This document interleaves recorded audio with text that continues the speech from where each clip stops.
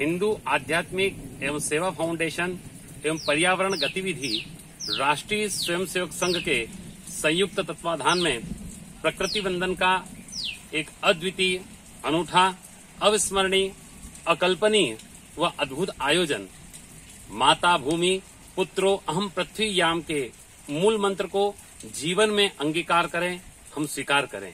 इस आयोजन की सार्थकता इसी में निहित है।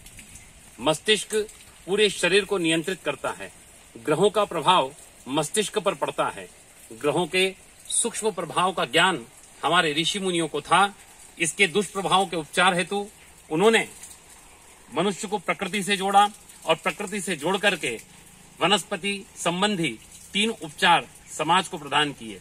पहला, प्रकृति द्वारा, वनस्पतियों द्वारा, हवन द्वारा गंध चिकित्सा। दूसरा, वनस्पति स्पर्श चिकित्सा। और तीसरा, औषधि स्नान। जब तक मनुष्य को प्रकृति का वैज्ञानिक कारण, साइंटिफिक रीजन मालूम नहीं होगा, तब तक वो प्रकृति से जुड़ा नहीं रहेगा। हम प्रत्येक कर्ज से उऋण इस मनुष्य जीवन में हो सकते हैं। मातृ ऋण से उऋण हो सकते हैं, पितृ ऋण से उऋण हो सकते हैं, गुरु ऋण से उऋण हो सकते हैं, परंतु इस मिट्टी में पल करके हम बड़े हुए हैं और उसके बाद हमारा यह पंच तत्व का शरीर अंत में इसी पृथ्वी में, इसी भारत माता की गोद में विलीन होगा। और इस भारत माता का कर्ज, इस भारत माता का ऋण हम कैसे चुकाएंगे, उस ऋण से कैसे उऋण होंगे।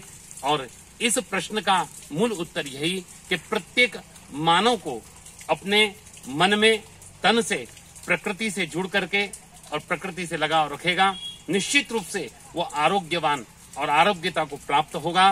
प्रकृति से हमें ऊर्जा मिलेगी। इसलिए हम इस प्रकृति वंदन के आयोजन में, विश्व स्तरीय आयोजन में हम सब हृदय से जुड़े, मन से जुड़े और प्रकृति को वंदन करते हुए, प्रकृति की पूजा करते हुए हम प्रकृति के आध्यात्मिक कारणों के साथ वैज्ञानिक कारणों को भी हम जानें।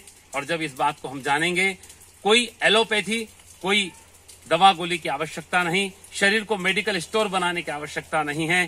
प्रकृति के अंदर हमें निश्चित रूप से दीर्घायु और शतायु बनने का आशीर्वाद ये प्रकृति प्रदान करेगी। जो व्यक्ति प्रकृति से जुड़ा रहता है, वनस्पतियों से जुड़ा रहता है, वृक्षों से जुड़ा रहता है, निश्चित रूप से उसके अंदर नकारात्मक ऊर्जा का कभी समावेश नहीं हो पाता। इसलिए प्रकृति वंदन के कार्यक्रम में हम सब जुड़ें। निश्चित रूप से हम दीर्घायु, आरोग्यता को प्राप्त हो। इन्हीं मंगल कामनाओं के साथ भारत माता की जय। परम वै भवन्नेतु में तस्वराष्ट्रम समर्था भवत्वा शशाते वृषम। वंदे मातरम। जय गुरु।